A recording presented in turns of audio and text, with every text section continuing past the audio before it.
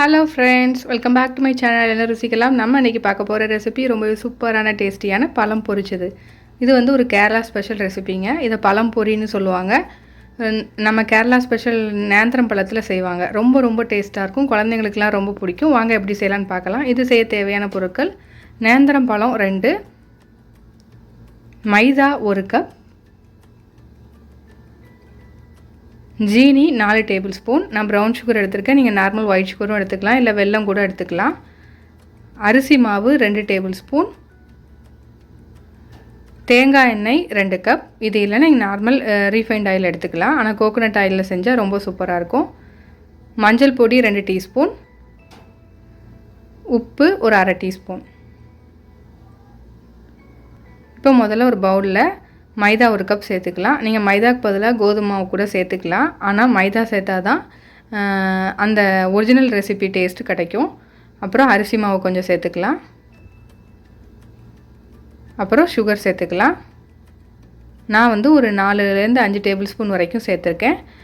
உங்களோட ஸ்வீட்னஸை பொறுத்து கூட்டவோ குறைக்கவோ செஞ்சுக்கலாம். அப்புறம் மஞ்சள் பொடி சேர்த்துக்கோங்க. இது ரொம்ப ரொம்ப சூப்பராக இருக்கும், டேஸ்ட்டாக இருக்கும். உங்களுக்கு இந்த மஞ்சள் பொடி சேர்க்க விருப்பம் இல்லைன்னா நீங்கள் ஏதாவது ஃபுட் கலர் சேர்த்துக்கலாம். அப்படி இல்லைன்னா நார்மலாக அப்படியே கூட பொரித்து சாப்பிட்லாம். அப்புறம் உப்பு வந்து ஒரு அரை டீஸ்பூனுக்கும் கொஞ்சம் கம்மியாக சேர்த்துருக்கேன். அப்புறம் கொஞ்சம் கொஞ்சமாக தண்ணி சேர்த்து நல்லா மிக்ஸ் பண்ணிக்கோங்க.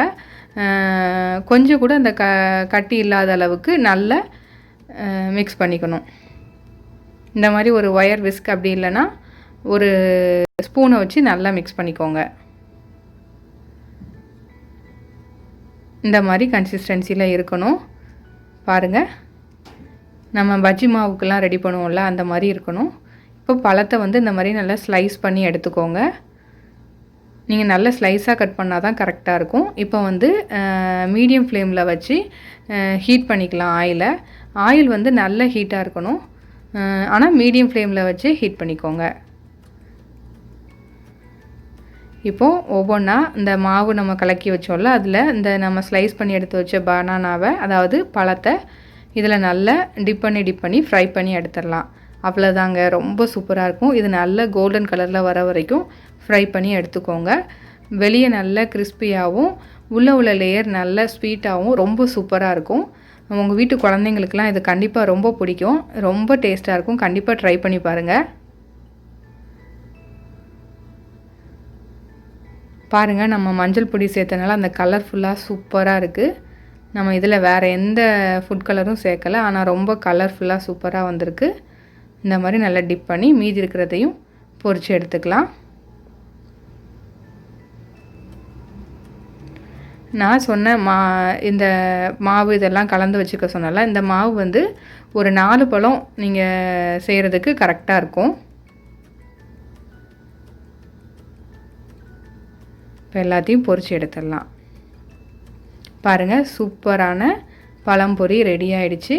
ரொம்ப ரொம்ப டேஸ்ட்டாக இருக்குங்க. கண்டிப்பாக ட்ரை பண்ணி பாருங்கள். கொஞ்சம் சூடாக சாப்பிடுங்க, அப்படின்னா இன்னும் சூப்பராக இருக்கும். கண்டிப்பாக மறக்காமல் தேங்காய் எண்ணெயில் பொரிங்க. அப்போ தான் அந்த ஒரிஜினல் ரெசிபிக்குள்ளே டேஸ்ட் உங்களுக்கு கிடைக்கும். இல்லைன்னா நீங்கள் ரீஃபைண்ட் ஆயில் கூட பொரித்து எடுத்துக்கலாம். இந்த ரெசிபி உங்களுக்கு பிடிச்சிருந்துச்சுன்னா லைக் பண்ணுங்கள், ஷேர் பண்ணுங்கள், கமெண்ட் பண்ணுங்கள். மறக்காமல் நம்ம என்ன ருசிக்கலாம் சேனலுக்கு சப்ஸ்கிரைப் பண்ணாதவங்க சப்ஸ்கிரைப் பண்ணி பக்கத்தில் உள்ள பெல் ஐக்கானை கிளிக் பண்ணி அதில் ஆளுங்கிற பட்டனை கிளிக் பண்ணிக்கோங்க. அப்போ தான் நம்மளோட ஃப்யூச்சர் ரெசிபிஸ்லாம் உங்கள் நோட்டிஃபிகேஷன் லிங்க்கில் வரும். Thank you friends.